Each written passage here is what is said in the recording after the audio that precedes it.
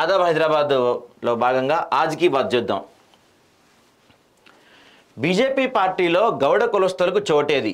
కమలం పార్టీలో అనేక మంది కార్యకర్తలు జెండాలు మోసి దండాలు పెట్టినా రాష్ట్ర స్థాయిలో గీత కార్మికులు అధ్యక్ష పదవికి పనికిరారా?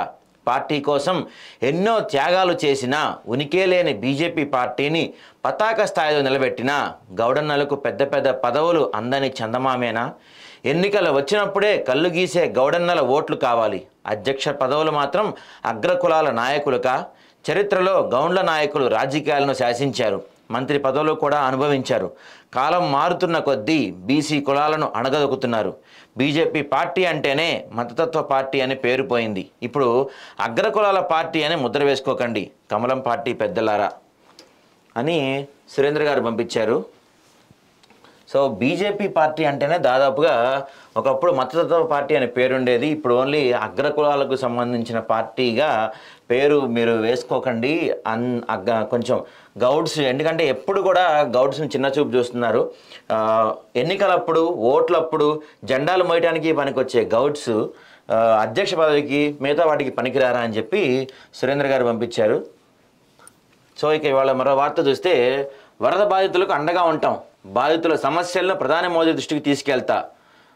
చూడండి, వరద నష్టాన్ని సమగ్రంగా అంచనా వేసి కేంద్రానికి నివేదిక సమర్పించాలి. కేంద్ర మంత్రి కిషన్ రెడ్డి మంత్రి పొంగులేటితో కలిసి రాకాసి తండా సందర్శన. ఇంటింటికి తిరుగుతూ బాధితుల సమస్యలు తెలుసుకున్న కిషన్ రెడ్డి విపత్తు సమయంలో ప్రతిపక్షాల రాజకీయాలు చేస్తుందన్న మంత్రి పొంగులేటి. ఇప్పుడు తీరింది వీళ్ళు బీజేపీ వాళ్ళకు. ఇప్పుడు అంటే వాస్తవంగా వరదలు వచ్చి ఆల్రెడీ వారం రోజులు అయిపోయింది. వారం రోజులలో వాళ్ళు ఎక్కడికక్కడికి క్లియర్ కూడా చేసుకున్నారు. అక్కడ ఎవరు బాధితులు ఎవరైతే ఉన్నారో ఆ ఇళ్ళకి వచ్చిన బురద కానీ ఆ తర్వాత సామాగ్రి కానీ దాదాపు క్లియర్ చేసుకున్న పరిస్థితి. వారం రోజులు అంటే వరద మొత్తం పోయింది. ఆడ దాదాపు ఎండిన పరిస్థితిలో ఇవాళ నిన్న పోయిండు కేంద్ర మంత్రి కిషన్ రెడ్డి గారు. అసలు మీరు అంటే భారతదేశంలోనే మీరు ఉన్నారా అనేది మేము ఆదాబ్ న్యూస్ ప్రశ్నిస్తుంది. అసలు బీజేపీ పార్టీ ఏం చేస్తుంది? అసలు కేంద్రంలో మీరున్నారు, కనీసము తెలంగాణ రాష్ట్రానికి ఇంత విపత్తు వచ్చింది. ఆ మహబూబాద్ జిల్లా, ఖమ్మం జిల్లా, ఈ సూర్యాపేట జిల్లాలు తీవ్రంగా అంటే ఆ వరదలకు ఎంత రోడ్లు కొట్టుకుపోయిన పరిస్థితి, దాదాపు కుటుంబాలన్నీ చాలా చిన్నాభిన్నమైన పరిస్థితిలో మీరు ఇవాళ వారం రోజుల తర్వాత పోయి ఏం చేసేందుకు పోయారు? అసలు ఇప్పుడు కనీసము ప్రతిపక్షంలో మీకు 8 మంది ఎంపీలు 8 మంది ఎమ్మెల్యేలు ఉన్న మీ పార్టీకి కనీసం ప్రభుత్వాన్ని నిలదీసే ఇంట్రెస్ట్ లేదా మీకు? అటు బీఆర్ఎస్ వాళ్ళు అంతే, మీరు అంతే. అధికార పార్టీ ఎట్లాగూ చేయట్లేదు. కనీసం మీరన్నా అక్కడ పోయి సహాయ కార్యక్రమాలు చేయాలి కదా. కేంద్రం నుంచి తీసుకురావాల్సిన నిధులేంది? 5,000 కోట్లు, 5,300 కోట్లు నష్టపరిహారం కింద ప్రభుత్వం అడుగుతుంది. మీరు దీనికి ఏం సమాధానం చెప్పారు? 1,300 కోట్లు ఉన్నాయి, వాడుకోరని చెప్తారు. మరి మిగతాయి అంటే 1,300 కోట్లు ఇచ్చి చేతులు దులుపుకోవడమేనా మీరు? కనీసము రాష్ట్రంలో ఇద్దరు కేంద్ర మంత్రులు ఉన్నారు. మీరు బండి సంజయ్ గారు ఏం చేస్తున్నారు, మీరేం చేస్తున్నారు? బడ్జెట్లో కూడా మీరు పెద్ద సున్నా పెట్టినా కానీ రాష్ట్రానికి మీరేం మాట్లాడలే. ఎందుకు మీరు అసలు ఈరోజు పోయి ఏం చేద్దామని అక్కడ మీరు? పైగా విపత్తు సమయంలో ప్రతిపక్షాలు రాజకీయాలు చేస్తున్నాయని చెప్పి పొంగులేటి అంటారు. ఇప్పుడు వీళ్ళు ఏమన్నారు, మొన్నటిదాకా బీఆర్ఎస్ బీజేపీ దోస్తీ అన్నారు. కానీ ఇక్కడ మనకి సీన్ చూస్తుంటే కాంగ్రెస్ బీజేపీ ఫ్రెండ్స్ లాగా కనపడుతున్నారు. అంటే మొన్న వాళ్ళిద్దరు చూస్తే బట్టి అను బండి సంజయ్ ఒకే ఫ్లైట్లో ఒకే హెలికాప్టర్లో వెళ్తారు. ప్రెస్ మీట్ లో ఆయన పక్కన కూర్చోబెట్టి ఆయనకి శాలువాలు కప్పుతారు, బండి సంజయ్కి శాలువా కప్పాడు రేవంత్ రెడ్డి. ఇక్కడ చూస్తే వీళ్ళిద్దరు కలిసి వెళ్తారు. మరి వీళ్ళిద్దరు కలిసి వెళ్ళారంటే సరే, ఇక్కడంటే కేంద్ర మంత్రి కాబట్టి వెళ్ళాడంటే ఒక అర్థం ఉంది. ఇక్కడ మొత్తం వీళ్ళిద్దరి మధ్య కూడా మ్యాచ్ ఫిక్సింగ్ వ్యవహారం కడుతున్నామని మనకు కనపడుతుంది. వరదలు ఇంకా వారం అయిపోతుంది, వరదలు వచ్చి ఇంకా చాలా మంది అదే నీళ్ళల్లో ఉన్నారు. మూలుగు దగ్గర కానీ ఇక్కడంతా కూడా అదే నీళ్ళల్లో అదే ఆకలితో అదే కష్టాలతో కొట్లాడుతున్నారు. ఇప్పటికీ నాకు తెల్లారింది వెళ్ళటానికి. ఇక ఇవాళ ప్రధాన వార్తగా మనం మాట్లాడుకుంటే, ఇందిరమ్మ రాజ్యంలో జర్నలిస్టులకు పూర్తి స్వేచ్ఛ, అర్హులైన ప్రతి జర్నలిస్టుకు న్యాయం చేస్తా. అసలు జర్నలిస్ట్ కంటే కొసరు జర్నలిస్టులే ఎక్కువయ్యారు. నిజమైన జర్నలిస్టులను అగౌరవపరిచే ఉద్దేశం తమ ప్రభుత్వానికి లేదు. అర్హులైన ప్రతి జర్నలిస్టుకు అక్రిడేషన్ కార్డు, ఇళ్ల పట్టా, హెల్త్ కార్డు ఇచ్చే బాధ్యత మా ప్రభుత్వానిది. కొందరు యూట్యూబ్ ఛానల్ పెట్టుకొని జర్నలిస్టులు అంటున్నారు, ఎంతో కాలంగా ఎదురు చూస్తున్న విలేకరుల సమస్య పరిష్కారం. నిజాన్ని చూడకముందే 73 మంది జర్నలిస్టులు కన్నుమూశారు. జవహర్లాల్ నెహ్రూ జర్నలిస్ట్ హౌసింగ్ సొసైటీలో ఇళ్ల స్థలాల కేటాయింపు, హైదరాబాద్ రవీంద్ర భారతిలో 1105 మందికి ఇళ్ల స్థలాల పత్రాలు పంపిణీ, ప్రెస్ అకాడమీ స్పెషల్ ఫండ్ కింద 10 కోట్లు కేటాయిస్తున్నట్టు వెల్లడించిన సీఎం రేవంత్. సో నిన్న సార్ ఏమంటారంటే అసలు జర్నలిస్ట్ ఎవరో కొసరు జర్నలిస్ట్ ఎవరో తెలియట్లేదంట సార్కి. ఒక్క నిమిషం, సార్ ఏమన్నారు మీకు చూపించే ప్రయత్నం చేస్తాను నేను. మీ సామాజిక వర్గం నుంచి వచ్చిన వాడు ఇవాళ వాళ్ళ కూతురుగా మేయర్గా వారు ఇక్కడ ఉన్నారు. ఈరోజు నిజంగా మీరు ఆలోచన చేయండి. గతంలో సెక్రటేరియట్ ప్రజాప్రతినిధులుగా మేమే పత్రికా సమావేశాలను కూడా సెక్రటేరియట్లో పెట్టి మిమ్మల్ని అందరినీ పిలిచి ప్రభుత్వం అధికారిక కార్యక్రమాలను అక్కడి నుంచి మీరు రాసే విధంగా ఈరోజు మా ప్రభుత్వంలో తీసుకొచ్చిన మార్పు, ఈ మార్పు మీకు చేరిందనే, ఈ మార్పుని మీరు గుర్తించిందనే నేను భావిస్తున్నాను. మంచిది.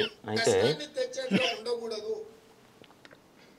కొన్ని రాజకీయ పార్టీలకు సంబంధించిన పార్టీ మిత్రులు, కొంతమంది మంత్రుల కార్యాలయాలు లేకపోతే ఇతర దగ్గర ఒకేసారిగా చాలా మంది వచ్చి అక్కడ కూర్చొని అక్కడ ఉన్న జరిగిన వాటిని జరిగినట్టుగానో లేకపోతే జరిగితే బాగుంటుందని కొంతమందిని పాసులు ఇచ్చి తీసుకొచ్చి లోపలికి తీసుకొచ్చి అనవసరమైన రాద్ధాంతాలను సృష్టించే ప్రయత్నాలు చేస్తున్నారు. మరి ఇట్లాంటి వాటిని ఎట్లా నియంత్రించాలనో మీరే నిర్ణయించి మీరే వాటిని ఏదో ఒక రకంగా ఒక కొలిక్కి పట్టుకురావాలి. అసెంబ్లీలో పాసులు ఇచ్చినా కూడా అవసరానికి మించి వాళ్ళే వచ్చి ప్రెస్ మీట్ పెడితే కూడా గుర్తింపు పొందిన జర్నలిస్టులకు కుర్చీ దొరకదు. వాడు యూట్యూబ్ అంటాడు, వాడు ఆ ట్యూబ్ అంటాడు, వాడు యూట్యూబ్ అంటాడు, వాడు వచ్చి మొదటి సీట్లలో కూర్చుంటాడు. వాళ్ళు ఏం అడుగుతారో వాళ్ళకి మేము ఏం చెప్పాలో మాకు అర్థం కాదు. ఇది మాకే కాదు మీకు కూడా. నాకు తెలిసి ఒకప్పుడు నేను చాలా మంది జర్నలిస్ట్ మిత్రులు నాకు ఉన్నారు. సీనియర్ జర్నలిస్ట్ రాగానే లేచి కూర్చొచ్చి వీళ్ళు వెనక్కి పోయి కూర్చునేటోళ్ళు. మేము పత్రికా సమావేశం పెడితే కూడా ఒకవేళ డెస్క్ ఇన్ఛార్జ్లు లేకపోతే మీ దాంట్లో సీనియర్ జర్నలిస్టులు వస్తే, వేరే సంస్థకు సంబంధించిన జర్నలిస్ట్ వస్తే కూడా లేచి జూనియర్స్ లేచి ముందు వరుస వాళ్ళకి ఇచ్చి వీళ్ళు వెనక్కి పోయేటోళ్ళు. ఇప్పుడు విపరీతం ఎట్లయిపోయిందని అంటే అసలు కంటే కొసరోళ్ళది ఎక్కువైపోయింది. ఎవరిని ఏ ట్యూబో తెలుస్తలేదు మాకు. ఇక ట్యూబ్లో ఎక్కడికంటే అక్కడికి వెళ్ళిపోయి ఏది పడితే అది మాట్లాడితే అక్కడ ఉన్న ప్రజలు ఏమన్నా అంటే చూసిరా జర్నలిస్టుల మీద దాడి అని. జర్నలిస్ట్ అనే పదానికి డెఫినేషన్ ఏదో మీరు డిసైడ్ చేయండి. మేము ఎవరిని జర్నలిస్ట్గా చూడాలో మీరు చెప్పండి. ఎవరు దోస్తే వాడు ట్యూబ్ పెట్టుకొని ఆ ట్యూబ్లో పెట్టుకొని వాడు మెడలో పట్టేసుకొని మెడలో ఇది కట్టుకొని వాడు నేను ట్యూబ్కు జర్నలిస్ట్ అని బయలుదేరితే వాళ్ళు వివరించే విధానాన్ని బట్టి ప్రజలు వ్యవహరిస్తారు. అది సో ఎవరు పడితే వాళ్ళు అడ్డంతో మాట్లాడి ఏదైనా ఏమన్నా అంటే చూసారా జర్నలిస్టుల మీద ఎవరు పడితే వాళ్ళు జర్నలిస్టులు అయిపోతున్నారు. అదేమంటే యూట్యూబ్ ట్యూబ్ పెట్టుకొని వచ్చేస్తున్నారు అంటున్నారు. జర్నలిస్ట్ అనే పదానికి ఒక డెఫినేషన్ ఏమని చెప్పి మన ప్రియతమ ముఖ్యమంత్రి గారు చెప్తున్నారు. ఈ డెఫినేషన్ తెలియకుండానే ఇంతవరకు బాగానే ఉంది. ఇంతవరకు బాగానే ఉంది. సరే, జర్నలిస్ట్ అనే పదానికి డెఫినేషన్ మనం ఇస్తాం, ఇవాళ కాదు రేపని ఇస్తాం. ఇప్పుడు శాటిలైట్ ఛానల్స్లోనో పేపర్స్లోనో పనిచేసిన వాళ్ళే జర్నలిస్టులా? మీకు కూడా యూట్యూబ్ ఛానల్ ఉందిగా ముఖ్యమంత్రి గారు, మాకు తెలీదా? అదేం ఛానల్ అది? పేరు చెప్పమంటారా? అందరికీ తెలిసిందే కదా. బిగ్ టీవీ ఎవరిది? రేవంత్ రెడ్డిది. మరి యూట్యూబ్ ట్యూబ్ అని మాట్లాడే మీరెందుకు బిగ్ టీవీ పెట్టుకున్నారు? అది కూడా ట్యూబ్ ఛానలేగా. మొన్న మెడ్ ప్లస్ కేసు గురించి దాని గురించి ఆ ఛానల్ మీద మీ వాళ్ళు దాడి చేస్తే, జనాలు అదే ఇంకొక అతను దాడి చేస్తే అప్పుడు మీరు మరి మాడారు కదా, వెంటనే స్పందన తీసుకున్నారు కదా. మరి ఆర్టీవీకి సంబంధించిన ఒక యాంకర్ పైన, తర్వాత మిర్రర్ టీవీ జర్నలిస్ట్ శంకర్, వీళ్ళందరిపై దాడులు చేస్తుంటే మీకు కనపడలా. అప్పుడు వాళ్ళు ప్రభుత్వ వ్యతిరేకులు. అదేమంటే వాళ్ళు యూట్యూబ్ పట్టుకొని వెళ్ళి మాట్లాడతారు అంటారు. అంటే వాళ్ళు ప్రజా సమస్యలు చూపిస్తారు. సరే, ప్రజా సమస్యలు చూపించడమే ఈయనకున్న. సరే, ఇక్కడ ఇంకో మాట్లాడుకుందాం. జర్నలిస్టులకి అర్హత ఏంటి, జర్నలిస్ట్ డెఫినేషన్ ఏంటి అని అడుగుతున్నారు కదా. మేము కూడా తలుచుకున్నాం. లీడర్కి అర్హత ఏంటి, లీడర్కి డెఫినేషన్ ఏంటి? ఓట్ల స్కామ్లో దొరికినోడు లీడరా? మద్యం స్కామ్లు దొరికినోడు లీడరా? రేప్ కేసులు, మర్డర్ కేసులు, దొమ్మి కేసులు, భూ కబ్జా కేసులు, ఇట్లాంటి వాళ్ళు అందరూ లీడర్లు అయిపోవచ్చు. ఏదో కొంతమందికి ఇప్పుడు కొంతమంది చాలామంది దగ్గర మాలాంటి వాళ్ళు చాలామంది దగ్గర విషయ పరిజ్ఞానం ఉంటుంది, నాలెడ్జ్ ఉంటుంది, కానీ శాటిలైట్ ఛానల్స్లోనో పేపర్స్లోనో పనిచేసే అవకాశాలు రాకపోవచ్చు.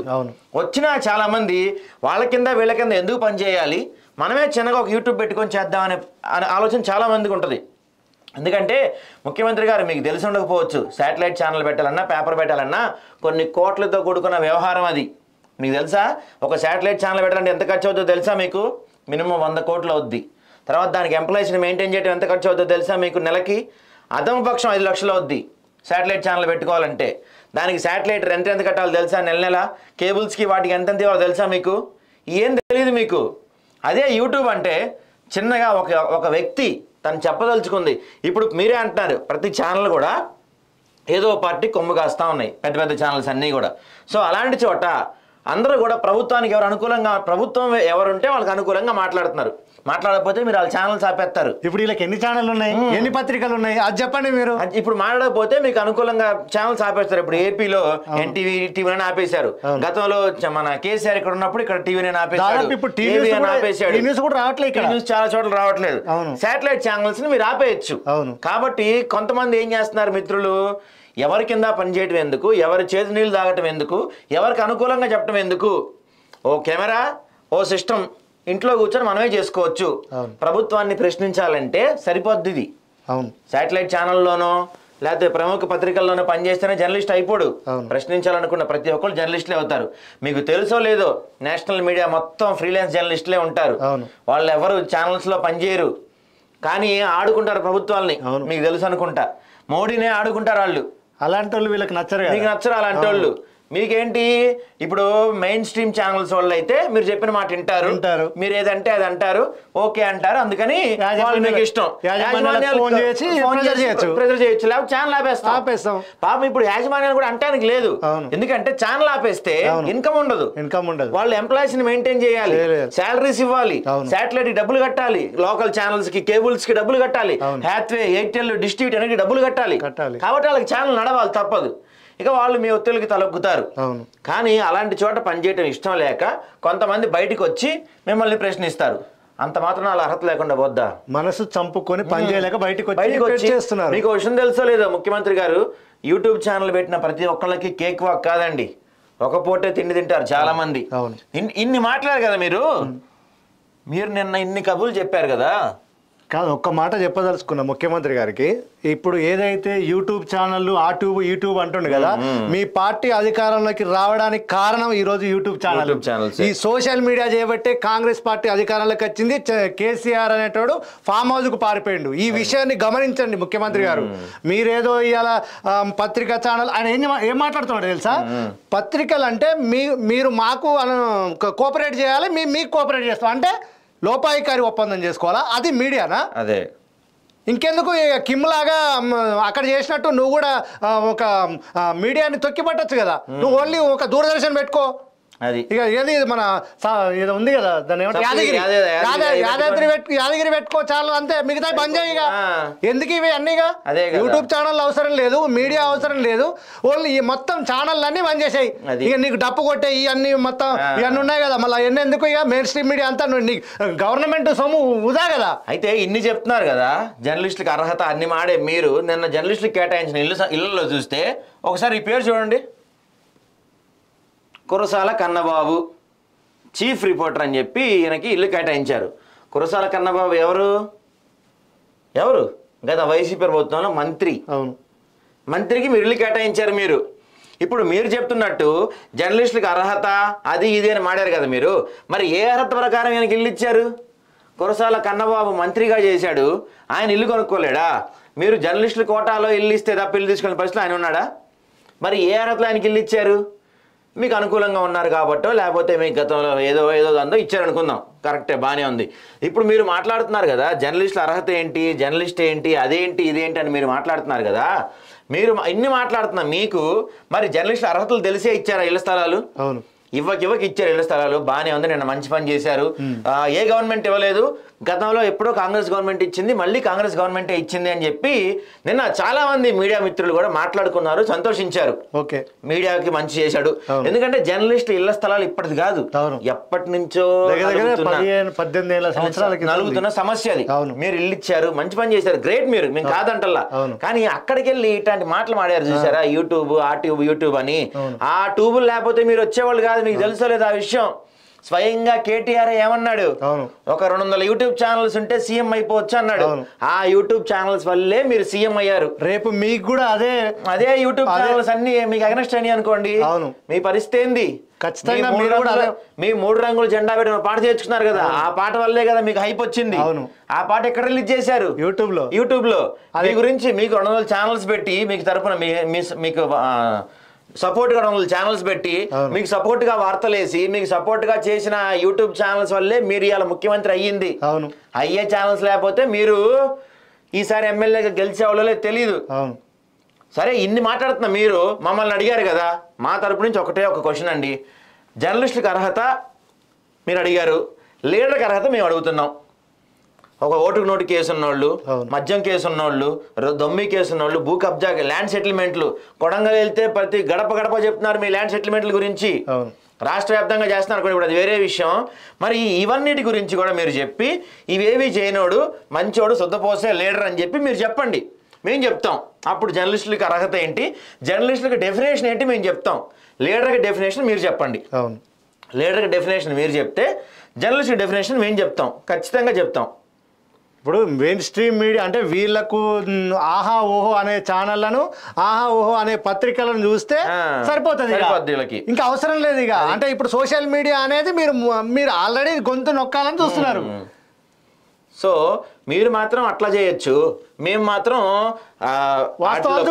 వాస్తవాలను చూపించి మెయిన్ స్ట్రీమ్ మీడియా మొత్తం ఒక వర్గానికో లేకపోతే ఒక వాటికో పరిమితం అవుతుందని చెప్పి బయటకు వచ్చి మిమ్మల్ని ప్రశ్నించే ప్రయత్నం చేస్తుంటే మీరేమంటారు, ఈ ట్యూబ్ ఆ ట్యూబ్ గొట్టాలు పెట్టుకొని వచ్చేస్తారు, ఏది పడితే అది మాట్లాడతారు, మీరు అడిగే క్వశ్చన్కి ఒక అర్థం ఉండదు, మేము చెప్పే సమాధానానికి అర్థం ఉండదు అని చెప్పి అంటారు. అంటే అంత చిన్న చూపు అయిపోయిందా? మరి ప్రియమైన ముఖ్యమంత్రి గారు రేవంత్ రెడ్డి ఆఫీషియల్ అని చెప్పి ఒక యూట్యూబ్ ఛానల్ స్టార్ట్ చేసి మీరు వెళ్ళే ప్రోగ్రామ్స్ అన్ని లైవ్ స్ట్రీమింగ్ ఎందుకు ఇస్తున్నారు? దాంట్లో ఐఎన్పిఆర్ ఇస్తుంది కదా, ఐఎన్పిఆర్ ఉంది కదా. మరి ఐఎన్పిఆర్ ఉండగా మీరు ఒక ఛానల్ పెట్టుకొని, రేవంత్ రెడ్డి అఫీషియల్ అని ఒక ఛానల్ పెట్టుకొని మీరు ఎందుకు లైవ్ స్ట్రీమింగ్ ఇచ్చుకుంటున్నారు? దాంట్లో మీ పర్సనల్ ప్రోగ్రాంలు ఈ ఐఎన్పిఆర్లో వచ్చేవి కూడా ఉన్నా కూడా మీరు ఎందుకు మరి ఒక ఛానల్ పెట్టుకొని మీకు తెలియకుండానే ఈ ఛానల్ స్టార్ట్ అయిందా రేవంత్ రెడ్డి అఫీషియల్ అనే స్టార్ట్లు? అందులో మరి మీరు చేసే ప్రతి ప్రోగ్రాము మీ వీడియోస్ అన్ని పెడుతున్నారు కదా, యూట్యూబ్ కోసమే. మళ్ళీ అది ఎవరి కోసం? యూట్యూబ్ కోసమే కదా. మరి ఎందుకు మరి ఇప్పుడు మీరు చెప్తున్న so called main stream channels కి ఈ యూట్యూబ్ స్ట్రీమింగ్ అవసరం లేదు, అవి బంద్ చేయి. వాళ్ళకి శాటిలైట్ స్ట్రీమింగ్ ఉంది కదా, ఐఎన్పిఆర్ నుంచి వస్తుంది కదా. మరి నువ్వు రేవంత్ రెడ్డి అఫీషియల్ ఎందుకు ఛానల్ స్టార్ట్ చేసి ఎందుకు లైవ్ స్ట్రీమింగ్ ఇస్తున్నావు? దాంట్లో అంటే వాళ్ళ ఛానల్ ఉంటాయి కదా, వాళ్ళతో నడిపించుకోవడానికి. మరి మీ యూట్యూబ్ ఛానల్స్ మంచియేనా? మీకు కవరేజ్ చేసే ఛానల్స్ మంచి, వాటికేం తప్పు లేదు. నిజంగా ఇప్పుడు మేము అడుగుదలుచుకున్నాం రేవంత్ రెడ్డి గారు మిమ్మల్ని ఒకటే ఒక మాట, సరే మీరు చెప్పిన ఒక మాట మేము ఏకీభవిస్తున్నాం. అదేంటంటే ముఖ్యమంత్రి హోదాకి, ఆ కుర్చీకి, వాటికి విలువ లేకుండా కొంతమంది మాట్లాడుతున్నారు. మేము కూడా దాన్ని ఖండిస్తున్నాం. ఎందుకంటే ఇవాళ రేపు చూస్తే కొంతమంది జర్నలిస్టులు ఒరే ముఖ్యమంత్రి ఎదవా ఇట్లాంటి పదాలు వాడుతున్నారు. అది తప్పే, మేము దాన్ని ఖండిస్తున్నాం. అట్లాంటి మాట్లాడే వాళ్ళు నిజంగా తప్పే. కానీ అట్లా ఎవరో ఒకళ్ళిద్దరు ముగ్గురు మాడారని చెప్పి అందరినీ మీరు అంటే ఎంతవరకు కరెక్ట్? మీ దాంట్లో కూడా చాలామంది నేతలు కరెక్ట్ ఉన్నారు, మీ దాని మీద కూడా కేసు నడుస్తుంది అని చెప్పి మీ పార్టీని మొత్తం కరెక్ట్ అనము, మిమ్మల్ని కరెక్ట్ అనము. మీరు మంచోళ్ళు ఇది మీరు అవినీతి పరులని మేము అంటలేదు కదా. ఎవరో ఒకళ్ళిద్దరు ఆ వ్యాఖ్యలు చేస్తున్నమాట వాస్తవమే. అరే అంటాం, తురే అంటాం తప్పు, జర్నలిజం విలువలు కాదవి, మేము దాన్ని ఖండిస్తున్నాం. కానీ మీరు మొత్తం జర్నలిస్ట్ సమాజాన్ని తప్పట్టారు. ఇవాళ యూట్యూబ్ మొత్తాన్ని తప్పట్టారు మీరు నిజంగా. అదే యూట్యూబ్ లేకపోతే ఇవాళ రేవంత్ రెడ్డి అనేటోడు సీఎం అయ్యేటోడు కాదు, కాంగ్రెస్ పార్టీ అధికారంలోకి వచ్చేదే కాదు. గుర్తుపెట్టుకోండి. మీ పార్టీ అఫీషియల్ హ్యాండిల్స్ ఎన్ని ఉన్నాయి, ట్విట్టర్లో ఎన్ని ఉన్నాయి, యూట్యూబ్లో ఎన్ని ఉన్నాయి. మీకు సొంతంగా రేవంత్ రెడ్డి అఫీషియల్ అనే ఛానల్ ఉంది కదా. బిగ్ టీవీ ఎవరిది మరి? బిగ్ టీవీ ఏం ఛానల్? యూట్యూబ్ ఛానల్ కాదా? బిగ్ టీవీ ఛానల్ పెట్టిన దగ్గర నుంచి మీకు మొత్తం అనుకూలంగా ప్రసారాలు చేయలేదా వాళ్ళు? మీకు అనుకూలంగా స్టోరీస్ వేయలేదా? ఇప్పటికీ మీ మీద ఎలిగేషన్ వస్తే ఫస్ట్ డిఫెండ్ చేసేది బిగ్ టీవీ నుంచే కదా. మరి ఇన్ని మీకు అనుకూలంగా పెట్టి ఇన్ని మీకు సపోర్ట్ చేస్తున్నప్పుడు మరి అప్పుడు రాని ఛానల్స్ అప్పుడు రాని మీకు నష్టం, మీకు ఎగనెస్ట్గా వార్తలు వేసి మీ హైడ్రా గురించి లేకపోతే మీ రుణమాఫీ కావట్లేదనో ఇలాంటివి వాస్తవాలు చూపించినందుకు మాత్రం మీకు కోపం వస్తుంది, బాధ వచ్చేస్తుంది. అవును, గతంలో బీఆర్ఎస్ ప్రభుత్వంలో ఉన్నప్పుడు ఇదే జర్నలిస్టుల మీద దాడులు చేయడం కానీ కేసులు పెట్టినప్పుడు కానీ మీరేం మాట్లాడిర్రు? అదే కేసీఆర్ ప్రశ్నించే గొంతులను నొక్కుతున్నాడు, ప్రజాస్వామ్యం కూలీ చేస్తున్నాడు అని మాట్లాడినా. మరి ఈ రోజు నువ్వేం చేస్తున్నావు? ఈరోజు నువ్వు వచ్చాక ఎంతమంది మీద దాడి జరిగింది? గత 9 ఏళ్లలో ఎంతమంది మీద దాడి జరిగిందో ఈ 9 నెలల్లోనే అంతమంది జర్నలిస్టుల మీద దాడి జరిగింది. దానికి కార్లలో వెంటాడి మరి ఏదో ఒక సినిమా చేసింగ్ సీన్ కూడా చేశారు. మరి అప్పుడు మాట్లాడిన మీరు ఇప్పుడు ఎందుకు మాట్లాడుతున్నారు? ఇప్పుడు ఎందుకు మీకు గొంతెత్తున్నారు? అంటే మీరు చేసే తప్పుల్ని మీరు చేసే వాటిని జనాలకు చూపిస్తున్నాము, గొంతెత్తి ప్రశ్నిస్తున్నాము కాబట్టి మీకు యూట్యూబ్ అంటే ఇబ్బంది అయిపోయింది, యూట్యూబ్ అంటే కష్టం అయిపోయింది మీకు. సరే, ఇప్పుడు యూట్యూబ్ ఛానల్ కానీ సోషల్ మీడియా కానీ నిన్ను ప్రశ్నించడం బంద్ చేస్తుంది. నువ్వు ఇప్పటి వరకు ఈ 9 నెలల్లో ఏ కార్యక్రమం విజయవంతంగా సక్సెస్ చేసినావు చెప్పు? రైతు రుణమాఫీ గురించి ప్రశ్నించడం తప్ప నువ్వు కనీసం రైతు రుణమాఫీ గురించి కనీసం 30% కూడా మీరు అమలు చేయలే. 30% మందికి కూడా రైతులకు రుణమాఫీ కాలే. దీని మీద సమాధానం చెప్పు. 30% దాకా వెళ్ళారు. ఇప్పుడు ఆయన ఇచ్చిన కాంగ్రెస్ పార్టీ ఇచ్చిన 6 హామీలు 13 గ్యారెంటీల్లో 100 రోజులు ఒక్కటైనా అమలైందని చెప్పి మీరు ప్రూవ్ చేస్తే, ఒక్కటి అన్నొద్దు, ఒక్క హామీ అయినా ఒక్క గ్యారంటీ అయినా మీరు చెప్పింది పూర్తిగా 100% అమలైంది అని మీరు ప్రూవ్ చేయండి, మేము యూట్యూబ్ మూసేస్తాం. అంతే, నిజంగా యూట్యూబ్ ఛానల్ అన్ని బంద్ చేపిస్తాం. మేమే వెళ్ళి తిరుగుతూ అడిగి మరీ చేపిస్తాం. ఎందుకే గవర్నమెంట్ మంచిగా పని చేస్తుంది కదా, బంద్ చేపిస్తాం. ఒక్కటి కనీసం అవి ఎన్నొద్దండి. రీసెంట్గా వచ్చిన వరద సహాయంపై మీరు చేసింది ఏంది? అవును, వరదలకు మీరు ఎన్ని కోట్లు ఇచ్చారు? వరదల్లో ఉన్న వాళ్ళకి ఎంతమందికి ఆహారం అందించారు? వరదల్లో ఉన్న వాళ్ళకి ఎంతమందికి మీరు ఆపద నష్టం అందించారు చెప్పండి? 10,000 రూపాయలు ఇస్తా అన్నాడు, ఇచ్చారా మీరు 10,000 రూపాయలు? అవి దీని గురించి మాట్లాడద్దు.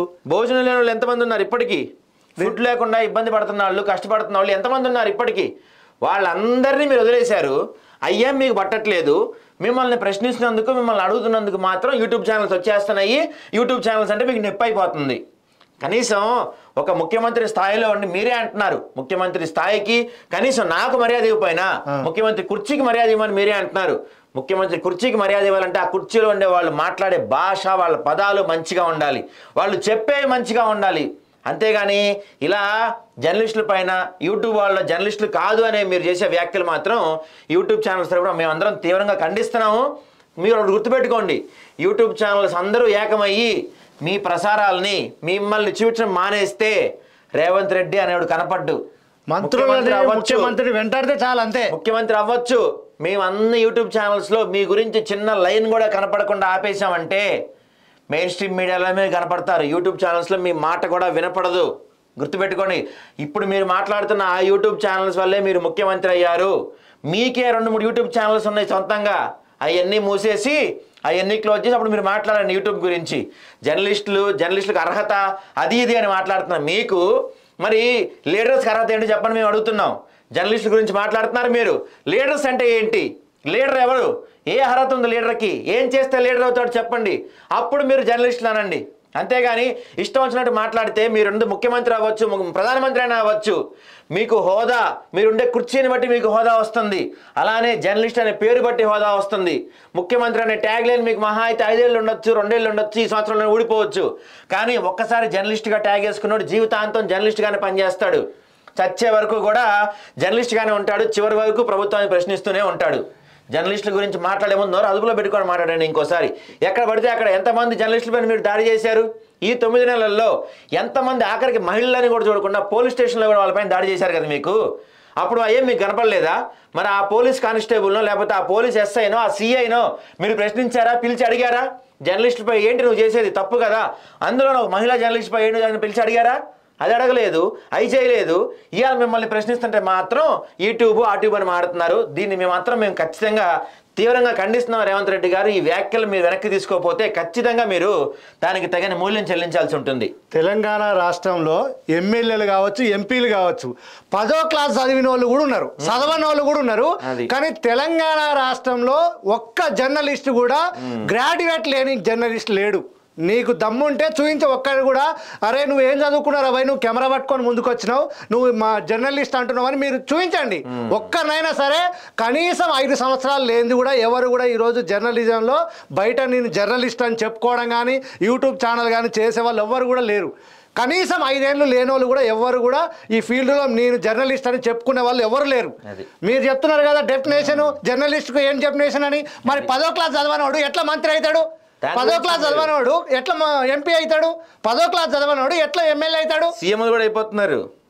అంటే నీకు ఇంగ్లీష్లో చదవడం రాదు, ఇంగ్లీష్లో సంతకం పెట్టడం రాదు, వాడెట్లా మంత్రి కావచ్చు, వాడెట్లా ఎమ్మెల్యే కావచ్చు, వాడెట్లా ఎంపీ కావచ్చు? ఒక జర్నలిస్ట్ గ్రాడ్యుయేట్ అయ్యి పోస్ట్ గ్రాడ్యుయేట్ చదివి ఒక జర్నలిజం చదివి వచ్చిన వాళ్ళు ఈ రోజు నీకు జర్నలిస్ట్ అనేది డెఫినేషన్ కావాలా? అది నువ్వు చెప్పు ముఖ్యమంత్రికి, లీడర్కి డెఫినేషన్ నువ్వు చెప్పు. మీరు మాత్రం జైలుకి పోవచ్చు, మీ మీద మాత్రం 100 కేసులు ఉండొచ్చు. బెయిల్ పైన ఇప్పటికైనా బయట బెయిల్ పైన ఇప్పుడేమి ఓటుకు నోటు కేసు కొట్టేసి నాయనా నువ్వు శుద్ధపోసవే, నీ పైన ఎటువంటి కేసులు లేవని చెప్పలా. నీకు కోర్టు క్లీన్ చిట్ ఏమి ఇయ్యలే, నువ్వు బెయిల్ పై ఉన్నావు బయట ఇప్పటికీ, అది గుర్తుపెట్టుకో రేవంత్ రెడ్డి. ఇక మనం ఒకసారి ఇక వకులాభరణం మార్పుకు కారణాలు ఏమిటి? రాష్ట్రంలో కులగణన చేసే ఉద్దేశం ప్రభుత్వానికి లేదు, సామాజికవేత్తలంటూ మరొక వార్త చూస్తున్నాం. ఇక కీలకమైన వార్త ఇది చూడండి. హైడ్రా కీలక నిర్ణయం, నిర్మాణ దశలో ఉన్న ఇళ్లను మాత్రమే కూల్చుతాం, బఫర్ జోను FTL పరిధిలో ఇప్పటికే నిర్మించిన వాటిపై కీలక ప్రకటన, ఇప్పటికే నివాసం ఉంటే ఆ ఇళ్లను కూల్చివేయం, హైడ్రా కమిషనర్ ఏవి రంగనాథ్. ఇప్పుడు చెప్పండి ముఖ్యమంత్రి గారు, మీరు ఏమన్నారు? హైడ్రా అనేది ఎందుకు తీసుకొచ్చారు? హైడ్రా అనేది ఎందుకు తీసుకొచ్చారు చెప్పండి. హైడ్రా అనేది హైదరాబాదులో ఉన్న ఏదైతే అంటే చెరువులు కుంటలు ఏవైతే ఆక్రమణలకు గురైనాయో, ఏవైతే కనుమరుగైపోయినాయో వాటి కోసం మేము హైడ్రా అని తీసుకొచ్చినామని చెప్పేసి కరెక్ట్గా మీరు హైడ్రా తీసుకొచ్చి 2 నెలలు అవుతుంది. 2 నెలలల్లో ఎన్ని చెరువులని పునరుద్ధరించారు? దాదాపు 200 పైగా ఇల్లు కూలగొట్టారు. ఆ 200 పైగా ఇల్లు ఎవరు కూలగొట్టారు చెప్పురి?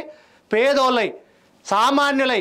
ఏది పేద సామాన్య ప్రజలై మీరు ఇల్లు కూలగొట్టి ఈరోజు మీ అన్నకు నోటీస్ ఇచ్చిన కూలగొట్టిన ఇల్లు. కాంగ్రెస్ మంత్రులు ఎమ్మెల్యేలై ఫామ్ హౌస్లు అన్నీ కూడా బఫర్ జోన్లలో FTL పరిధిలో ఉన్నాయన్న కూలగొట్టినవా? ఈరోజు ఏం చేసినావు? మళ్ళీ హైడ్రా అని హడల్ అని చెప్పేసి హైడ్రా అని చెప్పేసి అడావుడ్ చేసి ఈరోజు ఏం చేసినావు? రంగనాథ్ని మూసుకోమని చెప్పినావు, అంతే కదా? రంగనాథ్ నువ్వు మూసుకో కూర్చోవయ్యా అని చెప్పినావు. అంటే ఎందుకు? నీ మీద ఎవరు ప్రెజర్ చేసిరు? ప్రభుత్వం మీద ఎవరు ప్రెజర్ చేసిరు? ఢిల్లీ నుంచి మీకు ఏమైనా ఆదేశాలు వచ్చినాయా? లేకపోతే మీ మంత్రుల నుంచి ఏమైనా మీకు ఒత్తిడి వచ్చిందా? మీ ఎమ్మెల్యేల నుంచి ఏమైనా వ్యతిరేకత పెరుగుతుంది అనుకున్నావా? దీని మీదనే మేము కరెక్ట్గా గత వారంలో మేము వార్త రాసినాం. ఏది? పులి మీద సవారీ చేస్తున్నాడు ముఖ్యమంత్రి గారు, ఈ హైడ్రా మీద పులి మీద సవారీ చేస్తున్నాడు, ఈయన దిగుతాడా లేదంటే ముందుకు పోతాడా అనేది మనము దీని మీద మాట్లాడుకున్నాం. మనం ఆల్రెడీ దాని మీద ఆదాబ్లో కథనం రాసినాం. ఈరోజు మీరు ఏం చేస్తున్నారు? హైడ్రా అని అంటే ఏందంట నిర్మాణ దశలో ఉన్న ఇళ్లను మాత్రమే కూల్చుతాం అంటే ఆల్రెడీ నిర్మాణం చేపట్టినోడు, ఇంట్లో ఉండేటోడు వాటి మీద చర్యలు ఏమి ఉండవు. అంటే వాడు చెరువు కబ్జా చేసినా పర్వాలేదు, నాలాలు కబ్జా చేసినా పర్వాలేదు, కుంటలు కబ్జా చేసినా పర్వాలేదు. అంటే మీరు కబ్జా చేసిన ఇళ్ళని మీరు బాజాప్తా అందులో ఉండొచ్చు అని మీరు మాట్లాడుతున్నారు. మీరు ఎందుకు వెనక్కి తగ్గిరు హైడ్రా విషయంలో? ఇప్పుడు మీరు ప్రకటన చేయాలి. అసలు నిజంగా మీకు ఈ విషయంలో మీకు నిజంగా మీరు ఒకవేళ మేము బరాబర్ పనిచేస్తున్నాం, మేము పేద ప్రజల కోసం పనిచేస్తున్నామని మీరు అంటే దీని మీద మీరు ప్రెస్ మీట్ పెట్టండి, దీని మీద మీరు ఒక నోటీస్ రిలీజ్ చేయండి. ఇప్పుడు ఇది చూడండి ఒకసారి. ఈయన ఒక గుళ్ళో పూజారంటే ఈయన ఎందుకంటే నా కడుపుల బాధ రేవంత్ రెడ్డికే తెలవాలి. ఎందుకంటే ఆయన ఏసీ వేసుకొని 2 కిలోమీటర్ దూరంలో గేట్లు పెట్టుకొని వండుకుంటాడు. మేము అట్లా కాదు. దొంగలు వచ్చినా ఎవరు వచ్చినా అదే గుడిసెలు పడతాం, ఇదే రోడ్డు మీద బతుకుతాం. మేము ఇదే బతుకం అది రోడ్డు మీద. కానీ నీ దాకా కాదు కదా, నా దాకా రోడ్డు మీద కదా. ఇప్పుడు ఒక్క నిమిషం. ఇదేం పేరు సార్? ఇగో ఇదేం పేరు?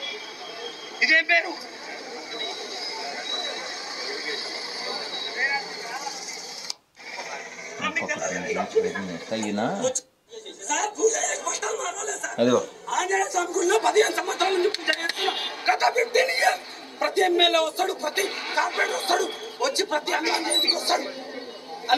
ప్రతి హనుమాన్ జయంతికి వస్తాడు. ఇక్కడ వచ్చి ప్రతి ఒక్కళ్ళు ఫోటోలు దిగిపోయిన వాళ్ళే. కానీ నేను అప్పటి పూజ చేసుకుంటుంటే డైరెక్ట్ వచ్చి గుల కొట్టేస్తుంటే ఇది మహిళ మా బతుకు. చూడండి ఎంత దారుణం అంటే, పూజ చేస్తుంటే వచ్చి కొల్లు కొట్టేశారంట. అంతేకాదు మీకు ఒక వీడియో చూపించాలి. ఈయన పూజారి పాపం అక్కడ కూర్చొని ఉంటే ఈయన బట్టలు కూడా శాంతం సర్దుకోలేదు. ఈయన అప్పటికి సర్దుకోకుండా ఆయన్ని అరే నా కొడుకుని లేపండి, ఆయన కూర్చొని ఉన్నాడు పూజ చేస్తున్నాడు, నా కొడుకుని లేపుకురండి, నా కొడుకుని లేపుకురండి అని చెప్పి పోలీసులు మాట్లాడిన పరిస్థితి అక్కడ ఉంది. ఒక్క విషయం చెప్పదలుచుకున్నానండి. నిజంగా నేను బీజేపీ వాళ్ళని అడగదలుచుకున్నా. ఎంత సిగ్గు లేకుండా తయారు బీజేపీ వాళ్ళు. అసలు తెలంగాణలో బీజేపీ ఉందా, లేకపోతే అందరూ పార్టీ మారిపోయారా?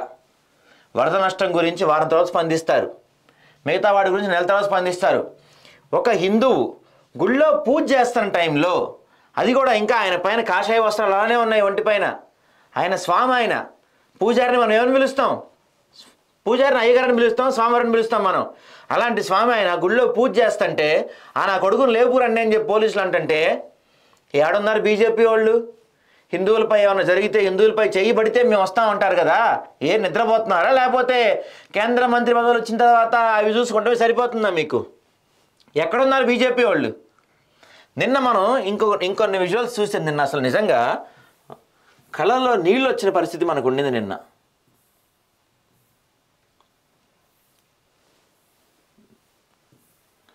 పాపం వాళ్ళు చెట్టుకి వర్షం పడుతుంటే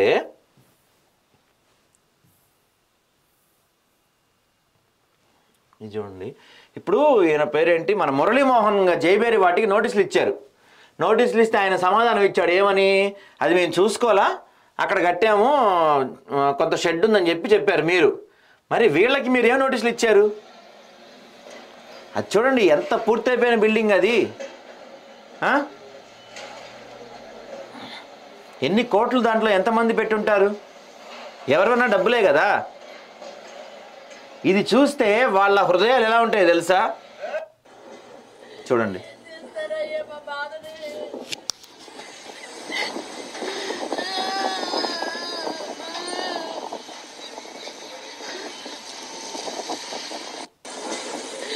అది రాంగ్ అని చెప్పారని మేము కోర్టులో వేసాం.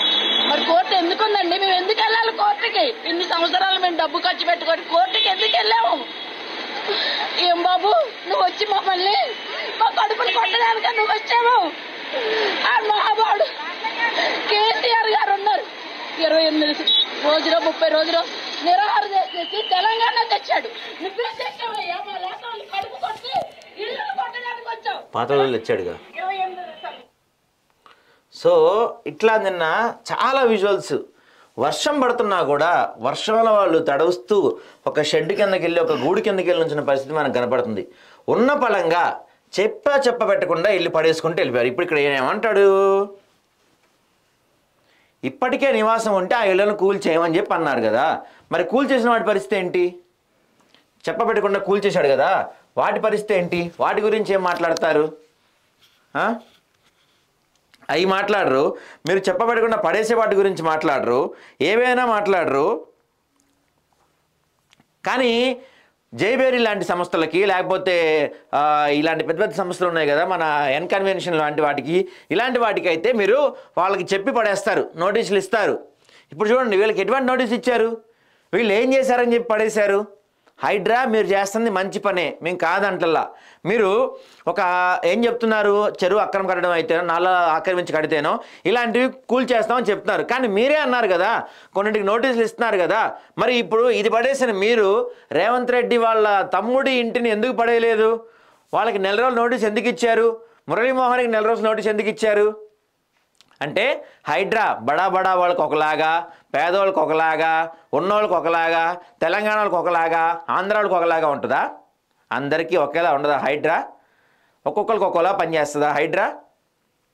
దీనికి హైడ్రాకి ఇందాక అడిగాడు కదా ముఖ్యమంత్రి జర్నలిస్ట్ డెఫినేషన్ చెప్పమని. హైడ్రాకి డెఫినేషన్ ఏంటి సార్? మీరు ఎవరికి నోటీసులు ఇస్తారు? ఎవరిళ్ళు పడేస్తారు? ఎవరికి చెప్పబెట్టకుండా పడేస్తారు? ఎవరికి ముందు పడేస్తారు? ఇలాంటివి కూడా మీరు చెప్తే కొంచెం బాగుంటుందని మేము అనుకుంటున్నాం. అయితే ఇప్పుడు ఈయన ఏమంటాడు, మళ్ళీ నిర్మాణ దశలో నీళ్ళని మాత్రమే కూల్చుతాం. బఫర్ జోన్ FTL పరిధిలో ఇప్పటికే నిర్మించిన వాటిపై కీలక ప్రకటన. ఇప్పటికే నివాసం ఉంటే ఆ ఇళ్లను కూల్చివేయం. Hydraa commissioner AV Ranganath. అంటే ఇప్పటికే నివాసం ఉంటున్నదంటే ఎవరిది? రేవంత్ రెడ్డి తమ్ముడిది, జైవేరి లాంటి వాళ్ళది, పెద్ద పెద్ద వాళ్ళు ఇప్పటికే నివాసం ఉంటున్నారు కదా, అవి కూల్చరు. ఇప్పుడు కన్స్ట్రక్షన్లోనే కూల్చేస్తారంట. మరి ఇప్పుడు కన్స్ట్రక్షన్స్ వాళ్ళు చేసిన తప్పేంటి, అప్పుడు వాళ్ళు చేయని తప్పేంటి? నిన్న ఒక ఆమె మాట్లాడతామంటది, మేము ఇప్పుడు ఇది కడతానికి మేము ఇల్లు కడుకోవడానికి GHMC వాళ్ళు పర్మిషన్ ఇచ్చారు, ఇరిగేషన్ వాళ్ళు ఇచ్చారు, రెవెన్యూ వాళ్ళు ఇచ్చారు, R&B వాళ్ళు ఇచ్చారు, ఇంతమంది పర్మిషన్ ఇచ్చారు కదా, మరి మా ఇల్లు కూల్చేస్తున్నప్పుడు మరి ఆ అధికారులపై ఏం చర్యలు తీసుకుంటున్నారు? వాళ్ళందరూ కూడా మాకు పర్మిషన్ ఇచ్చారు కాబట్టి కదా మేము ఇల్లు కడుతున్నాం, వాళ్ళ పరిస్థితి ఏంటి అని అడుగుతున్నారు వాళ్ళు. మరి దానికి ఏం సమాధానం చెప్తారు? ఇప్పుడు మనం విజువల్ చూపించినవి కూడా అవి కూడా కన్స్ట్రక్షన్ అండర్ కన్స్ట్రక్షన్ ఉన్నాయి. అయితే ఇక్కడ మనకి క్లియర్గా అర్థమవుతుంది ఏంటి, ఇప్పుడు కొత్తగా కట్టే పడేస్తున్నారు. అవును, ఎప్పటి నుంచో ఉన్నాయి పడేరు. అది ఏది వాళ్ళన్న తిరుపతి రెడ్డిది, ఆ తర్వాత వాళ్ళ కాంగ్రెస్ ఎమ్మెల్యేలు మంత్రులు పడేరు. ఎందుకంటే ఎప్పటి నుంచో ఉంటున్నాయి కాబట్టి. ఇప్పుడు కొత్తగా కట్టినవి పడేస్తారు. అవును, ఇప్పుడు కొత్తగా కట్టిన వాళ్ళు మీకు ఇవ్వాల్సినవి ఇవ్వలేదా? అవును, మీకు రావాల్సినవి అందలేదా? మరి నాగార్జున కూడా ఎప్పుడో కట్టిండు కదా, మరి దాని ఎందుకు కూల్చినావు? అది నివాసం అంటాడేమో, అది నివాసం కాదు, ఆల్రెడీ ఉండే వాటిని కూల్చేయమని అన్నాడు. మరి ఇంత మాట్లాడావు కదా రంగనాథ్, ఇప్పుడు చివరికి మళ్ళీ నువ్వు కూడా మాట మార్చేసావు. ఏదో ఒకడు వచ్చాడు, రంగనాథ్ అని ఒకడు వచ్చాడు, మా బతుకులు మారుతాయి అని చెప్పి చెరువులు సంతోషపడ్డాయి పాపం. అవును, చెరువులు మళ్ళీ మాకు పూర్వకాలం వస్తుందని సంతోషపడ్డారు. కానీ దీని వెనకాల ఇంత మ్యాచ్ ఫిక్సింగ్ ఉందని, దీని వెనకాల ఇంత కథ ఉందని మాకు తెలియదుగా. నిన్న జరిగింది, ఇవాళ ఈ ప్రకటన చేశారు. ఏమని?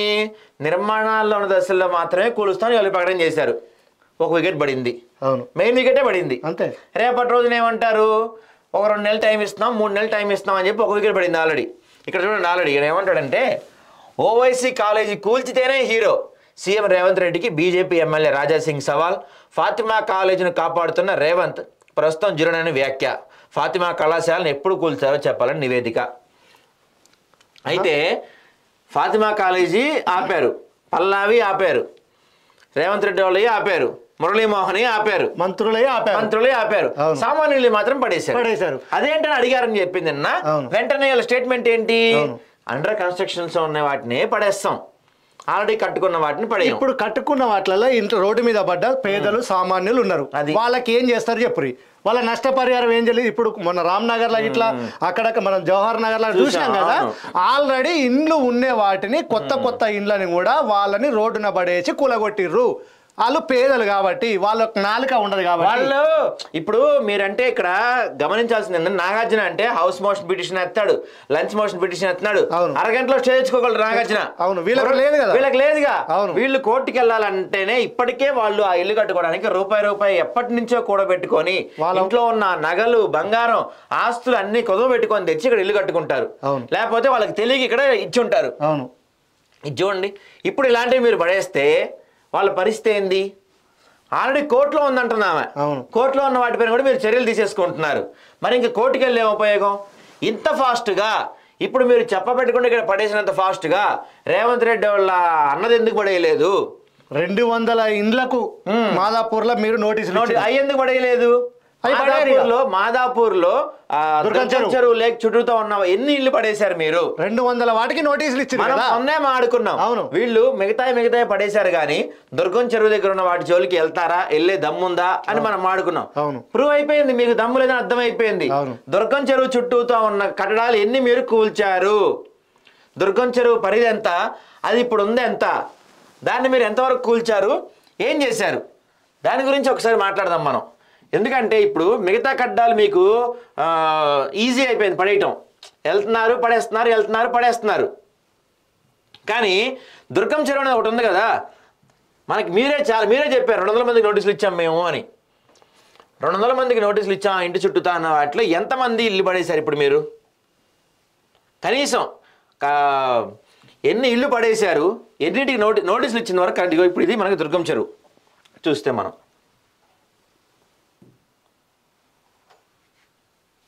ఇదిగో, ఇది దుర్గం చెరువు, ఇప్పుడు ఉంది దుర్గం చెరువు. ఇది ఒకప్పుడు ఎంత ఉంది అది పక్కన పెడదాం మనం ప్రస్తుతానికి.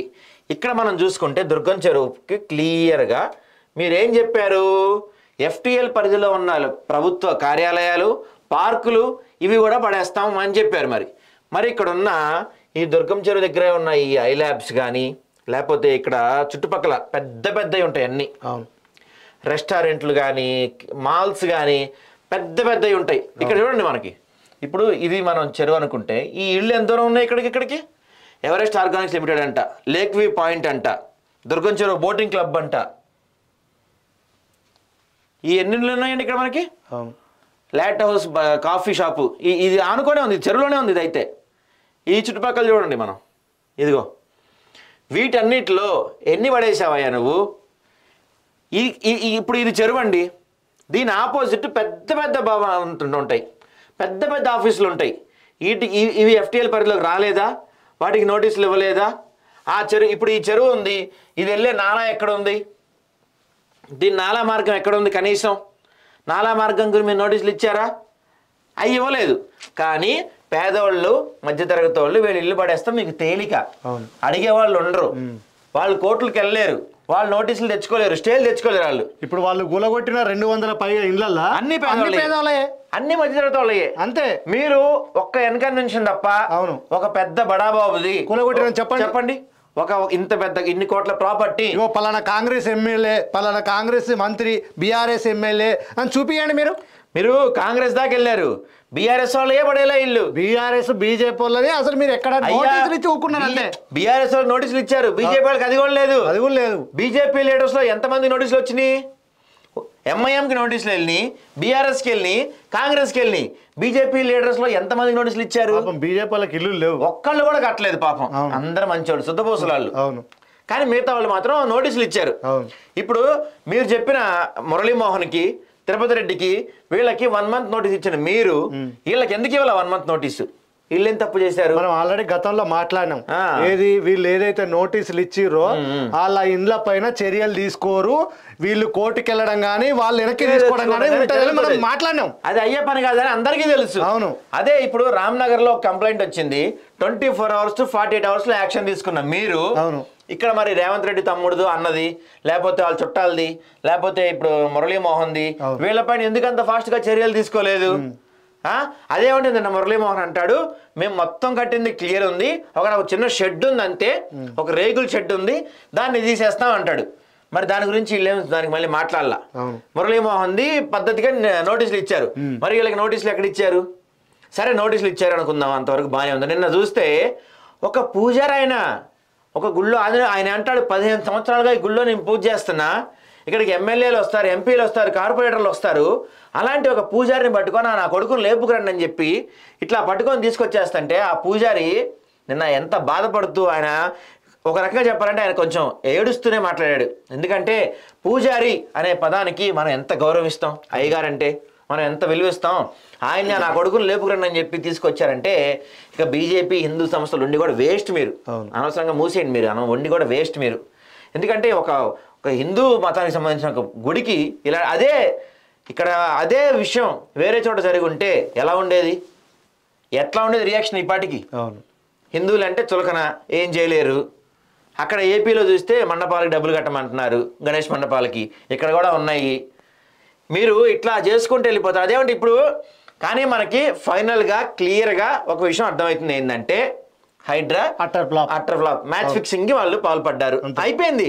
ఆయనే చెప్పాడు, ఆల్రెడీ ఉంటున్న ఇళ్లను మేము కోల్చాం, కొత్తగా కడుతున్న వాటిని కూలుస్తాం అని చెప్తున్నాడు. ఇంతవరకు అయిపోయింది. అంటే ఇప్పుడు చెరువులు ఇక పునరుద్ధరణ కావు.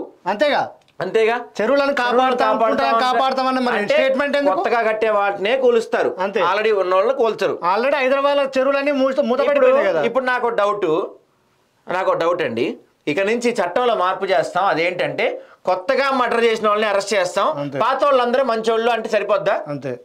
వాళ్ళ మీద ఉన్న కేసులన్నీ పోతాయా? కొత్తగా మర్డర్ చేసిన వాళ్ళ మీదే మేము అరెస్ట్ చేస్తాము, మర్డర్ చేయబోయిన వాళ్ళని అరెస్ట్ చేస్తాము, పాత వాళ్ళందరూ మంచోళ్ళు, వాళ్ళ మీద ఉన్న కేసులన్నీ దీని పరంగా తీసేస్తున్నాం, ఇచ్చేస్తున్నాం, ఇనానిమస్ గా వాళ్ళపైన కేసులు తీసేస్తున్నాం, మేము అన్కండిషనల్ గా వాళ్ళపైన కేసులు తీసేస్తున్నాం, ఇచ్చేస్తాం. ఇప్పుడు మర్డర్ చేసే వాళ్ళే చెడ్డోళ్ళు అన్నట్టు మీరు చెప్పే మాట. గతంలో చేసిన వాళ్ళు తప్పు లేదంట, ఇప్పుడు చేసేవాళ్ళు తప్పంట. ఏమన్నా అర్థం ఉందా వీళ్ళు మాడడానికి? అంటే మనకి ఇక్కడ క్లియర్ అయిపోయింది. ఎందుకంటే పెద్ద పెద్ద వాళ్ళ నుంచి మనకి ఫోర్స్ వచ్చి ఉంటుంది, ప్రెజర్ వచ్చి ఉంటుంది. కాంగ్రెస్ నుంచి రావచ్చు, బీఆర్ఎస్ నుంచి రావచ్చు, బీజేపీ నుంచి రావచ్చు, పెద్ద పెద్ద వాళ్ళ నుంచి వచ్చి ఉంటుంది. అయిపోయింది. ఈయన మాత్రం ఏం చేస్తాడు? ఈయన ఏమన్నా పిఎం కాదు కదా, ఆయన సీఎం కూడా కాదు. ఈయన ఏంటి? ఒక సామాన్య ప్రభుత్వాధికారి. ప్రభుత్వం చెప్పే మాటల్ని ఈయన చెప్తాడు అంతే, ఆ స్క్రిప్ట్ నేను చదువుతాడు అంతే. ఈయనకంటూ ఎటువంటి విచక్షణాధికారం ఉండదు, ఎటువంటి పవర్స్ ఉండవు, ఎటువంటి రైట్స్ ఉండవు. ప్రభుత్వం అక్కడికి వెళ్ళి ఆ ఇల్లు కూల్చేయంటే కూలుస్తాడు, ఇక్కడికి వెళ్ళి ఇది కూల్చేయంటే కూలుస్తాడు, లేదంటే సైలెంట్ గా ఇట్లాంటి వ్యాఖ్యలు చేస్తాడు అంతే తప్ప మనం ఏదో ఒక యాక్టర్ మాత్రమే అంతే. మనం ఏదో రంగనాథ్ వచ్చేసాడు, ఇక హైదరాబాద్ కి చెరువులకి మంచినీళ్ళు వచ్చేస్తాయి, ఇక మన బతుకులు మారిపోతాయి, మనం ఎక్కడికో మన చెరువులన్నీ వరదలు రాకుండా ఉంటాయి మనకి, ఇలా అనుకున్న వాళ్ళందరికీ మీకు మళ్ళీ మామూలే, ఉండదు. ఒక మాట మాట్లాడుకుందాం. ఇప్పుడు ఇళ్ళని అంటే నిర్మాణంలో ఉన్న వాటిని కూల్చుతాం, ఆల్రెడీ ఉండే వాళ్ళని కూల్చమని అన్నారు కదా. కనీసం ఆల్రెడీ ఉండే ఇండ్లకు కానీ ఏదైతే ఆ కార్యాలయం ఉన్నాయో వాటికి కానీ అసలు పర్మిషన్ ఇచ్చిన అధికారులపైన చర్యలు తీసుకుంటారా? పోనీ మీ చేత కాదు ఇది కాదు, కనీసం అధికారులపైన, అధికారులు ఎవరైతే నిర్మాణంలో ఉన్న వాటిని కావచ్చు, గతంలో నిర్మించి ఆల్రెడీ నివాసం ఉంటున్న ఇండ్లపైన కానీ ఆ కార్యాలయాలపైన కానీ పర్మిషన్ ఇచ్చిన అధికారి పైన చర్యలు తీసుకునే దమ్మైన మీకుందా? పోనీ ఆ అధికారుల పైన చర్యలు తీసుకోండి. అవి కూడా జరగలా. 6 నోటీసులు ఇచ్చారు, 6 ఇచ్చారు, వాళ్ళని అరెస్ట్ చేయలే, వాళ్ళ మీద కేసులు. వీళ్ళు ఇప్పటి వరకు దాదాపు 200 పడేశారు. అవును, మరి 200కి పర్మిషన్ ఇచ్చింది 6 200కి పర్మిషన్ ఇచ్చింది 6 మిగతా వాళ్ళు ఏరి? వాళ్ళకి ఎందుకు నోటీస్ ఇవ్వలేదు? వాళ్ళు ఎందుకు పట్టించుకోలేదు? పాపం తెలంగాణ రాష్ట్రంలో అవినీతి అధికారి ఒక్కరు లేరు, 6 ఉన్నారు అంతే. 6 ఉన్నారు హైదరాబాద్ లో 6 అంతే. ఇప్పుడు మీరు పర్మిషన్ 200కి కానీ, మీరు నోటీస్ ఇచ్చిన 200కి కానీ పర్మిషన్స్ ఇచ్చింది మొత్తం 6. వాళ్ళకు వాళ్ళు పర్మిషన్ ఇవ్వలేదు, వాళ్ళే కట్టుకున్నారు. 6 వీళ్ళు చెప్తుంది అంతే. మిగతా వాళ్ళు ఏరి? మిగతా వాళ్ళు ఎక్కడ? వాళ్ళ పైన చర్యలేవి? అయ్యా మీరు చర్యల దాకా వెళ్ళారు, ఇప్పుడు ఈయన ఏమంటున్నాడు? ఆల్రెడీ ఉన్నాయి మంచి అంటాడు. అంటే అర్థం ఏంటి? వాళ్ళకి పర్మిషన్ ఇచ్చిన కూడా మంచి వాళ్ళే కదా అంతే. ఇప్పుడు కొత్తగా పర్మిషన్ ఇచ్చేవాళ్ళు, కొత్తగా కట్టేవాళ్ళు చెడ్డోళ్ళు, పాత వాళ్ళంతా మంచోళ్ళే. గతంలో సంపాదించుకున్నాడంతా, గతంలో అవినీతి చేసినోడంతా మంచోళ్ళే. ఆల్రెడీ డీల్ సెట్ అయిపోయింది ఇక్కడ. మనకు అర్థం కావాల్సింది అది. ఇక Hydraa publicity stunt, media social మీడియాలో హడావిడి చేయడం దీని పని. హైడ్రామాను రంగంలోకి దించి సామాన్యులను ఇబ్బంది పాలు చేస్తున్నారు. ఈ ప్రభుత్వం కేసీఆర్ మార్క్ తొలగించే ప్రయత్నం చేస్తుంది. హైడ్రాపై సవిత ఘాటు వ్యాఖ్యలు. మంచిది. ఇదిగో వరద బాధితులకు అధికార పార్టీ అండా, ప్రజలను ఆదుకునేందుకు కదిలిన కాంగ్రెస్ నేతలు, ఎంపీలు, ఎమ్మెల్యేలు, ఎమ్మెల్సీలు, కార్పొరేషన్ చైర్మన్లు 2 నెలల వేతనం విరాళం. ఐటీ పరిశ్రమల శాఖ మంత్రి దుద్దిల్ల శ్రీధర్ బాబు వెల్లడి. మనం మాట్లాడినాం కదా దీని మీద. అందరూ మా ఛానల్ చూస్తున్నారు, ఒకసారి చప్పట్లు కొట్టండి దయచేసి. 2 నెలల జీతం ఇస్తున్నారంట. వామ్మో, ఎంత పెద్ద ఫండ్ ఇది! దేశంలోనే పెద్ద ఫండ్ ఇది. నాకు తెలిసి ఈ ఫండ్ తో మనం అమెరికాని కొనేచ్చేమో కదా. ఖచ్చితంగా. అంత పెద్ద ఫండా? ఎట్లా? 2 నెలల జీతం అంట. అసలు అమ్మో, ఎంపీలు, ఎమ్మెల్యే, ఎమ్మెల్సీ, కార్పొరేషన్ 2 నెలల జీతం ఇవ్వడం అంటే చిన్న విషయమా? అది కూడా వరద వచ్చి వెళ్ళిపోయిన వారం తర్వాత. ఎక్కడో ఈ మధ్య ఒక న్యూస్ వినపడుతుంది నాకు, అది వైరలా ఇంకా రియల్ అనేది మేము కన్ఫర్మ్ చేసుకోలేదు. కానీ ఒక రాష్ట్రంలో ఒక అతను ₹1,00,00,000 ఇచ్చాడంట. ఎప్పుడు? హుదూద్ అప్పుడు. ఇప్పుడు మళ్ళీ ₹1,00,00,000 అనౌన్స్ చేశాడంట. ఈ డబ్బులేవి అని చెప్తే నేను ఊరికే చెప్పా కానీ అది ఇవ్వలేదుగా, ఇవ్వాలా నాకు తెలియదు, చెప్తా అంతే అన్నాడంట. సో అప్పుడెప్పుడు వచ్చిన ₹1,00,00,000 ఫండ్ ఇంకా రాలేదు, ఇప్పుడు చెప్పిన ₹1,00,00,000 ఫండ్ ఇంకా రాలేదు, మీరు చెప్పిన 10,000 ఇంకా రాలేదు. మీ 2 నెలల జీతాలు వాళ్ళ అకౌంట్లోకి ఎప్పుడు వెళ్తాయి? ఎవరికి వెళ్తాయి? ఎందుకు వెళ్తాయి? అసలు వెళ్తాయా? మళ్ళీ అక్కడ మీరు ఏమంటారు? ప్రభుత్వం దగ్గర అక్కడ వీళ్ళు ఏమంటారు? అర్హులు ఎవరు అంటారు. అంతే. అంటే వాళ్ళందరూ ఏం చేయాలంటే బురదలో ఇక్కడ దాకా దిగి ఫోటోలు తీసుకొని మేము అర్హులు అని చెప్పాలి, వీళ్ళకి సర్టిఫికేట్ తీసుకొని రావాలి. దాంట్లో మళ్ళీ అర్హులకి అని చెప్పి అంటారు. ఎందుకంటే ఇందాక సార్ అడిగాడు కదా, జర్నలిస్టులు అంటే ఎవరు, దానికి డెఫినేషన్ ఏంటి అని. అలా సార్కి అన్ని డెఫినేషన్లు కావాలి. రైతు అంటే ఏంటి డెఫినేషన్ అడిగాడు, ఎందుకంటే రుణమాఫీ చేయడానికి అర్హతలు చాలా పెట్టాడు కదా. రైతుకు డెఫినేషన్ చెప్పి అడిగాడు సారు. ఇప్పుడు ఏమంటాడు? వరద బాధితులు ఎవరు, వాళ్ళకి డెఫినేషన్ ఏంది అంటాడు. అంతే.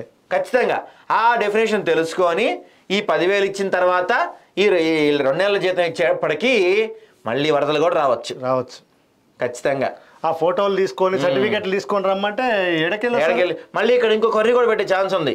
ఎవరైతే 10,000 తీసుకొని ఉన్నారో వాళ్ళకి ఇది రాదని కూడా చెప్పే అవకాశం ఉంది. సో ఈ ప్రభుత్వం పాత రోజులు ఇచ్చిన ప్రభుత్వం ఏదన్నా చెప్తుంది కానీ చేయదు అంతే. భారత్లో కలిసేందుకు ముందుకు రావాలి, పీఓకే వాసులు ముందుకు రావాలని పిలుపు. పీఓకేపై రాజ్నాథ్ సింగ్ కీలక వ్యాఖ్యలు. జమ్మూలో బీజేపీ మద్దతు ఇస్తే మరింత అభివృద్ధి. కాంగ్రెస్ నేషనల్ కాన్ఫరెన్స్ పొత్తుపై కేంద్ర మంత్రి విమర్శలు. ఇప్పుడు అక్కడ జమ్మూలో ఎలక్షన్స్ ఉన్నాయి కదా, ఇప్పుడే పీఓకే గుర్తొచ్చింది. అయితే మరొక బ్రేకింగ్ న్యూస్ గా చెప్పొచ్చు దీన్ని, మనం ఖచ్చితంగా భయపడాల్సిన అంశం. భారత్లో మంకీ పాక్స్ ఎంట్రీ, అనుమానాస్పద కేసు నమోదు. ఇప్పటికే 18,000 అనుమానిత కేసులు, మొత్తం 926 మరణాలు. ఒక యువకుల్లో ఎంపాక్స్ లక్షణాల గుర్తింపు. కేంద్ర ఆరోగ్య శాఖ వెల్లడి. అది ఇన్ని రోజుల నుంచి మనం రోజు రావద్దు దేవుడా రావద్దు అని మనం అనుకుంటున్నది మెల్లగా మన గడప తొక్కింది, మన ఇంటికి గుమ్మం తలుపు దాడుతుంది. మనకు అది అలవాటే. అది కరోనా అప్పుడు కూడా మనము ఏదైతే లాస్ట్కి నాకు తెలిసి ప్రపంచంలో లాస్ట్ లాక్డౌన్ పెట్టింది మనమే కావచ్చు. ప్రపంచం మొత్తం మూసేసిన తర్వాత చివరికి లాక్డౌన్ పెట్టుకున్న దేశం మందే. చైనా నుంచి వస్తారు, అన్ని చోట్ల నుంచి అంతా వచ్చేసిన తర్వాత అంతా స్ప్రెడ్ అయిపోయిన తర్వాత అప్పుడు మనం లాస్ట్ లో లాక్డౌన్ పెడతాం, లాస్ట్ లో ఎయిర్పోర్ట్స్ అలర్ట్ చేస్తాం, చివరిలో చర్యలు తీసుకుంటాం. అప్పుడు జరగాల్సిన విషయం జరిగిపోద్ది. ఇప్పటికి కూడా అరే ప్రపంచం మొత్తం హెల్త్ ఎమర్జెన్సీ ఉంది, మంకీ పాక్స్ లక్షణాలు కానీ ఈ లక్షణాలతో ఎవరు వచ్చినా వాళ్ళని ఎలో చేయట్లేదు. అట్లాంటిది ఏ లక్షణాలు లేకుండా ఇండియాలోకి రాలేదు కదా, ఎట్లా వచ్చాడు? ఒక్కేది వచ్చిందంటే చాలు. కరోనా అప్పుడు చూసాంగా, ఫస్ట్ ఒకటి ఉంది, తెల్లారి 100 అయింది, తెల్లారి 10,000 అయింది, తెల్లారి 1,00,000 అయింది. ఇదేంది ఇది అనుకున్నాం మనం. ఇప్పుడు అదే అవుతుంది. ఇవాళ 1, ఎల్లుండి 10, 100, 1000. సరే కాకూడదని కోరుకుందాం కానీ ఎందుకంటే మనం ఆ పీడకల్ని ఇంకా మర్చిపోలే. నాకు తెలిసి ప్రతి మధ్యతరగతి వాడు ఆ కరోనా మిగిల్చిన కష్టాన్ని ఇంకా అనుభవిస్తూనే ఉన్నాడు. ఆ టైంలో ఉద్యోగాలు పోయిన వాళ్ళు కానీ, బిజినెస్ లో కోల్పోయిన వాళ్ళు కానీ, ఆ అప్పులకి ఇంకా వడ్డీలు కడతానే చాలా మంది ఉన్నారు. ఇంకొక విపత్తుని మేము భరించలేం. దయచేసి అందరూ రోజు, నాకు తెలిసి హిందూ కానీ, ముస్లిం కానీ, క్రిస్టియన్ కానీ అన్ని వర్గాలు కూడా రోజు ఏదో ఒక ప్రార్థన చేస్తారు కదా. ఆ ప్రార్థనలో మా రిక్వెస్ట్ ఇది కూడా యాడ్ చేయండి. దేవుడా మంకీ పాక్స్ కాదు, ఇలాంటి విపత్తులు ఏవి మళ్ళా మా దేశ ప్రజలకు రాకూడదు అని కోరుకోండి. ఎందుకంటే అందరూ బాగుంటేనే మీరు బాగుంటారు. నాకు రాకూడదు అనుకుంటే సరిపోదు, పక్కింటోడికి వచ్చినా మీకు వచ్చింది, అది తెలుసుకోండి. పక్కింటోడికి వచ్చినా పర్లేదు, నాకు రావద్దని కోరుకోవద్దు, నా దేశానికి రావద్దని కోరుకోండి. అయ్యా మీ ప్రార్థనలో నా దేశానికి రావద్దని పెట్టండి, మీ పూజల్లో నా దేశానికి రావద్దని కోరుకోండి. అందరూ నేను బాగుంటే చాలు, మా ఇంట్లో వాళ్ళు బాగుంటే అనుకుంటారు. ఇప్పుడు పక్కింటోళ్ళు కూడా కోరుకోవాలి. పక్కింటోడికి వస్తే నీకు వచ్చినట్టే, అది అయిపోయినట్టే. పక్కింటోడికి వచ్చిందా నెక్స్ట్ డే నీకు నీ ఇంట్లో ఉంటది. అది దేశంలో రావద్దని కోరుకోండి. కనీసం దేవుణ్ణన్నా మనస్ఫూర్తిగా స్వార్థం లేకుండా పూజించండి. ప్రతి దాంట్లోనూ స్వార్థం ఎక్కువైపోయింది. సరే మా నాయకులు అంటే వేరే విషయం, కనీసం మనమన్నా వాళ్ళు ఉన్న రోజులు సంపాదించుకుంటారు. వాళ్ళు పుట్టిందే సంపాదించుకోవడానికి. నాకు ఇప్పుడు మంచి ఐడియా వచ్చింది. యాక్చువల్గా ఇందాక మన ముఖ్యమంత్రి అన్నాడు కదా మన జర్నలిస్టులకి డెఫినేషన్ ఇవ్వమని. సో లీడర్లకి డెఫినేషన్ ఏంటంటే వాళ్ళు పుట్టింది మొదలు చనిపోయిన వరకు చివరి వరకు సంపాదించుకోవటమే వాళ్ళ డెఫినేషన్. ఒక్కళ్ళని చూపించండి సంపాదించిన వాళ్ళని.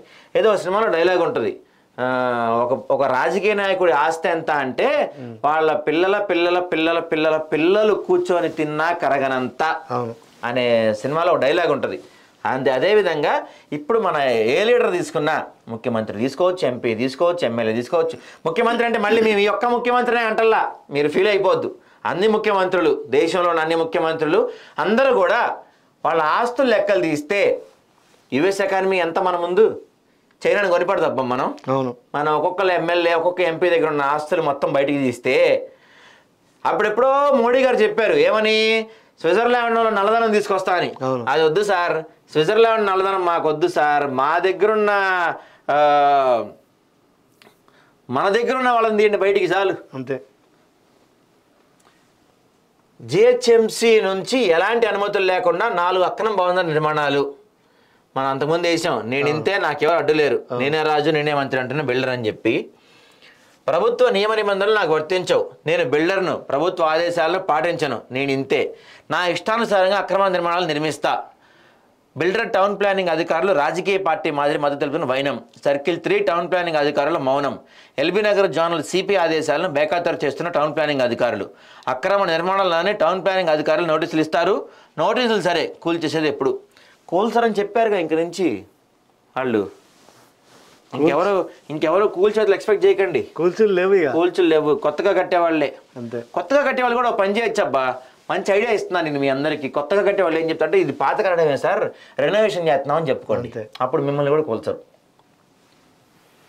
కొత్త వాటినే కూలుస్తారంట సారు, పాత వాటి జోలికి వెళ్ళరంట.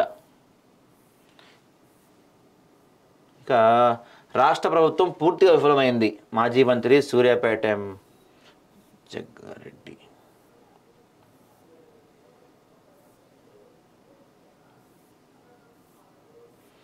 నిజంగా మళ్ళీ ఇవాళ మార్నింగ్ నుంచి కూడా మనకి వర్షాలు మరోసారి స్టార్ట్ అయినాయి. వరదలు మళ్ళీ పెరుగుతున్నాయి. ఇక్కడ మరో వార్త చూస్తే, ముదిరాజులను విస్మరిస్తే మరో ఉద్యమం తప్పదు. కాంగ్రెస్ పార్టీ కామారెడ్డిలో ఇచ్చిన హామీని నిలబెట్టుకోవాలి. ముదిరాజులను బీసీ-డి నుంచి బీసీ-ఏలోకి చేర్చాలి. కార్పొరేషన్కి ఏటా 1000 కోట్ల నిధులు మంజూరు చేయాలి. ముదిరాజ్ భవనాలకు జిల్లాల వారీగా స్థలాలు కేటాయించాలి. అన్ని రాజకీయ పార్టీలు ముదిరాజులకు ప్రాధాన్యత కల్పించాలి. ముదిరాజ్ మహాసభల్లో జాతీయ ప్రధాన కార్యదర్శి వీరేష్ డిమాండ్. సో ముదిరాజ్ జనాభాలో మనకు అత్యధికంగా 19% మంది ముదిరాజ్ కులస్తులు ఉన్నప్పటికీ మనలో మనకు ఐక్యత లేని కారణంగా రాజకీయంగా ఎదగలేకపోతున్నామని ఆవేదన వ్యక్తం చేశారు.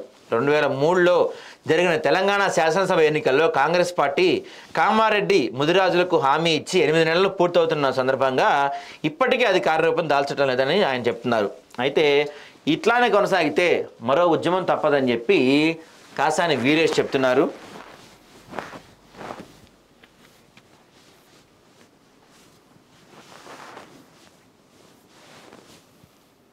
చూడండి, వైద్యుల నిర్లక్ష్యానికి పసిపాప దేవరకొండలో వైద్యం శూన్యం. ప్రజల ప్రాణాలు కాపాడేది ఎవరు? ప్రాణాలు కాపాల్సిన డాక్టర్ నిర్లక్ష్యం చేస్తే ఎలా? వైద్యుడి నిర్లక్ష్యానికి శిశువు మృతికి కారణమైన వైద్యుని తక్షణమే సస్పెండ్ చేయాలి. ఇక మనం ఈ వార్త జీవాంజీ దీప్తికి భారీ పారితోషికం ప్రకటించిన సీఎం రేవంత్ రెడ్డి. మంచి వార్త. దీని గురించి మనం పాపం సార్కు కుదిరింది, పాపం ఇచ్చాడు ఎంతో కొంత. ఇదిగో మన మొర సార్ విన్నారు. దీప్తి జీవాంజీకి దాదాపు ఆమెకు గ్రూప్ 2 ఉద్యోగంతో పాటు విభాగంలో తరపున 1 కోటి రూపాయలు, గ్రూప్ 2 ఉద్యోగంతో పాటు వరంగల్లో 500 గజాల ఇంటి స్థలాన్ని, అలాగే జీవాంజీ దీప్తికి కాంస్య పథకం రావడం కోసం కృషి చేసిన కోచ్ ద్రోణాచార్య ఎన్ రమేష్కి 10 లక్షల రూపాయల నగదు బహుమానం రేవంత్ రెడ్డి ప్రకటించారు. ఈ సందర్భంగా వర్ధన్ ఎమ్మెల్యేకి నా అవకాశం కల్పించారంట. ఇదిగో మంచి ఇనిషియేటివ్ ఇది. నిజంగా ఇలాంటి అమ్మాయి హైదరాబాద్ ఇచ్చేటోళ్ళకేమో 1000 గజాలు ఇస్తారు, వరంగల్ ఇచ్చేసరికేనేమో 500 గజాలు. పాపం సరే, ఇక గుడ్డి కన్నా మెల్ల నయం కదా, ఇచ్చాడు. మంచి విషయం. మనం ఇందాక దాకా చేసిన వాటికి ఆయన తిట్టాము, తిడతాము కూడా. మంచిగా చెప్తున్నాం మేము ఖచ్చితంగా. ఎందుకంటే వికలాంగురాలు అమ్మాయి ఇండియా తరపున, అది కూడా మన తెలంగాణ తరపున పతాకం తీసుకొచ్చింది. దేశంలో ప్రపంచంలోనే మన తెలంగాణ పేరుని ఆమె పైకి నిలబెట్టింది. సో ఖచ్చితంగా 500 గజాలు, 1 కోటి రూపాయలు ఇవ్వటం మంచి విషయం. రేవంత్ రెడ్డి గారు కొన్ని ఇలాంటి మంచి పనులు కూడా చేస్తుండండి అప్పుడప్పుడు మీరు. సో